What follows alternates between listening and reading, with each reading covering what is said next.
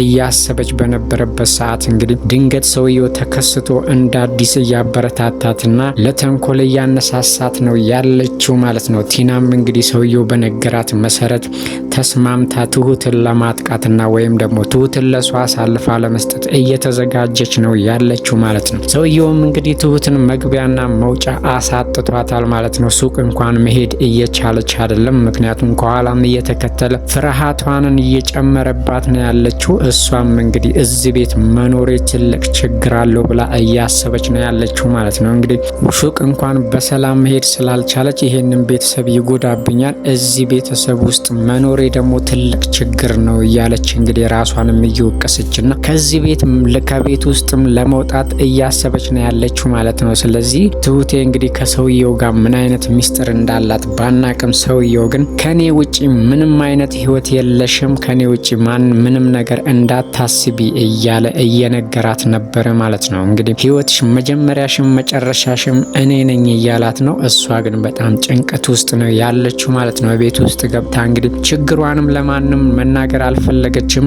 የካሌብ አባትም እንግዲህ ደንግጣ ሲጠይቃት ልትነግረው አልፈለገችም ማለት ነው። ፍርሃቷና ጭንቀቷ ፊቷ ላይ ይታያል። ሲጠይቋት ግን ምንም ነገር አትናገርም ማለት ነው። እንደውም ሰውየው ሲያባርራት ቆይታ ምንድነው ፊትሽ ላይ ድንጋጤ ይታይብሻል ቢሏትም ሌባ አባሮኛል ብላ ሌባ ያባረረኝ ነበረ ቲና አድናኛለች ብላቸዋለች ማለት ነው። ቲና ግን እሷን በፍጹም አላደነቻትም። ምክንያቱም ሁለቱ ተመካክረው ያደረጉት ነገር ነበረ።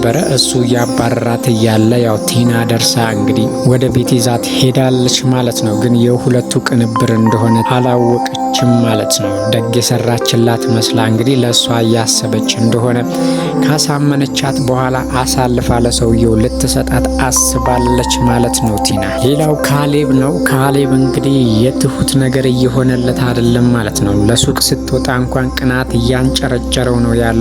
ዛሬም እንግዲህ ወጣ ብላ ስታመሽ ስላየ በጣም ጨንቆት ነበረ። አባትየውም እንግዲህ ይሄንን ነገር ሲያይ በጣም ተገርሞ እንደውም ተጠራጥሮታል ማለት ነው። ፍቅር ቢጤ ጀምሮ ካለ ወይም ደግሞ አፈቅራታለሁ ብሎ ሲጠይቀው ካሌብም እንግዲህ በፍጹም አላፈቅራትም ብሏል ማለት ነው። ግን ያው ለውሸቱን ይሁን እንጂ ካሌብ ለትሁት የሆነ ፍቅር ነገር ሳይዘው አይቀርም ብለን እያሰብን ያለ ነው። ምክንያቱም ትሁትም እንግዲህ ጋሼ ብላ ስትጠራው ራሱ በፍጹም ጋሼ ልትይኝ አትፈልግም አልፈልግም ብሎ ደጋግሞ እየነገራት ነው። እሷ ደግሞ የልብ ትርታውን ስላወቀችበት ነው መሰለኝ ጋሼ እያለች እያናደደችው ነው ያለችው። እሱም እንግዲህ ለአንድና ለመጨረሻ ጊዜ ጋሼ እንድትይኝ አልፈልግም ብሏታል። እኔ ለአንቺ ስላስለም ከማሰቤና ከመጨነቄ ውጪ ሌላ ነገር ምንም አላደረኩኝም። ስለዚህ የተቆጣውሽ ያለሁት ለራስሽ ነው፣ እኔ አንቺን መጥፎ ነገር እንዳይገጥምሽ ነው ብሎ ቢላትም እሷ ግን በፍጹም አላመነችውም ማለት ነው። እንግዲህ የካሌብ አባትም ትሁትን ካሌብን እንዳትቀየሚው ምክንያቱም እንደዚህ የሚያደርገው ቅናት ነው ብሏታል። እንግዲህ ያው እሷም ይገባታል ብለን እናስባለን።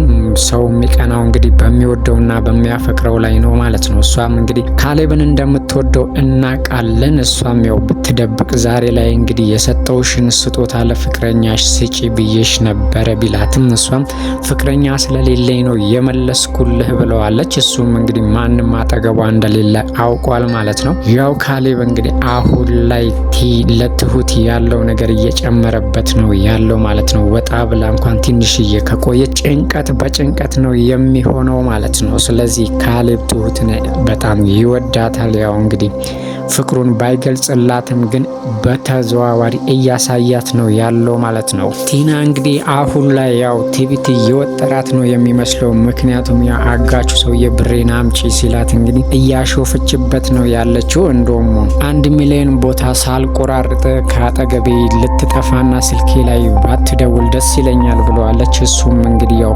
ዝቶባታል ማለት ነው። አሁን ላይ ቲና ይሄንን እያደረገች ያለችው እንግዲህ ያስከጎኗ ያለው ሰውዬ አይዞይ ስላላት አሁን ብቻዬን አይደለሁም ማንም አይነካኝም ብላ እየተኩራራች ነው ያለችው ማለት ነው። እንግዲህ ቲና ሰውየው እንዲሁ በቀላሉ እንደማይፋታት ብታቅም አሁን ላይ ግን እየፈራችው አይደለም ማለት ነው። ብሬን አምጪ ሲላት እንግዲህ ሁለተኛ ስልኬ ላይ እንዳትደውል 1 ሚሊዮን ቦታ ነው የምቆራርጥህ ብላ እያስፈራራችው ነው ያለችው ያለችው ማለት ነው። ሌላው የቲና እንግዲህ ጠፍቶ 2 ቀን ከቤት ውስጥ ጠፍቶ ውጭ ማደር የካሌብ አባትን በጣም አሳስቦታል። ካሌብ ደግሞ ያው ነገሮችን ዞር አድርጎ ስለማያስብ ምንም አያገባንም እሷ እንደፈለገች መሆን ትችላለች ቢልም የካሌብ አባት ግን የእሷ መጥፋት ሳይሆን የእሷ የምትጠፋበት ምክንያቱን ነው ማወቅ የምንፈልገው ብሎ እንግዲህ ከጀርባ እየሰራች ያለችውን ነገር ነው አርቀው እያሰቡ ያሉት ማለት ነው። እንግዲህ ያው የካሌብ አባት ቲናን ከማንም በላይ ስለሚያውቃት እንግዲህ ያው እንዳሰበው ነው። የጠፋችውም ከነሱን ለመጉዳት እንግዲህ ከሰው ጋር እየተወያየች እንደሆነ ነው። ያው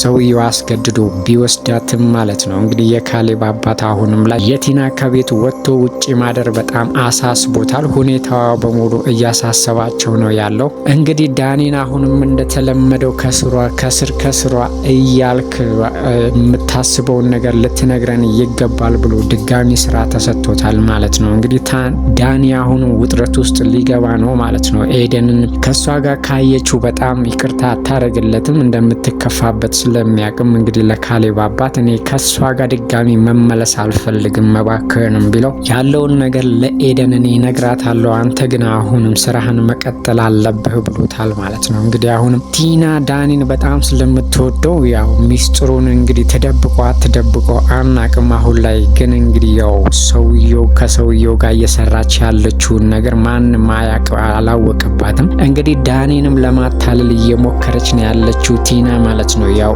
እንደቆረጠለትና በፍጹም የሷ እንደማይሆን ስለገባትም እንግዲህ አንተኔን የምር ካፈቀርከኝ እኔ ካሌብን ፈትቼው ካንተ ጋር ሆናለሁኝ ብላ እያጃጃለችው ነው። እሱ ግን ኤደንን በጣም ስለሚወዳት ከሷ ጋር የሚሆን አይመስለንም ማለት ነው። አሁንም እንግዲህ ዳኒን መጠቀሚያ ልታረገው አስባለች ማለት ነው። እንግዲህ አሁን ከጀርባዋ ያለውን ነገር ለዳኒ ትንገረው አትንገረው ባናቅም ቲና አሁንም እንግዲህ ዳኒን ለመጉዳት እያሰበች ነው ያለችው ማለት ነው። ልታጃጅለውም አስባለች ማለት ነው። ሌላው ትሁት ናት። ትሁት እንግዲህ ሰውየው በጣም እያስጨነቃት ስለሆነ አሁን እዚህ ቤት እኔን ጎዳለው ብሎ ቤተሰቦቹን ሊጎዳ ስለሚችል ብላ ስላሰበች እንግዲህ ማንም ሳያቅባት ቤቱን ትታ ለመሄድ እያሰበች ነው ማለት ነው። በጣም ተጨንቃለች። ብቻዋንም ቁጭ ብላ እያለቀሰች ነው ያለችው። እንግዲህ የካሌብ አባት በጣም ስለሚወዳት እሷም እንደ አባቷ ስለምታስበው ከነሱ መለየቱ በጣም አስከፍቷታል። ግን ግዴታ ስለሆነባት ብቻ በግልጽ መሄድ አለብኝ ብላ ብትላቸው እንደማይለቋት ስላወቀች ወረቀት ላይ እንግዲህ ደብዳቤ ጽፋላቸዋለች ማለት ነው። ለነሱ ያላትን ፍቅር በሙሉ ከገለጸችላቸው በኋላ ግን እዚህ ቤት የሷ መቆየት እነሱ ላይ ትልቅ አደጋ እንደሚፈጥር ነግራቸውም ተደብቃ ልትሄድ አስባለች ማለት ነው። እንግዲህ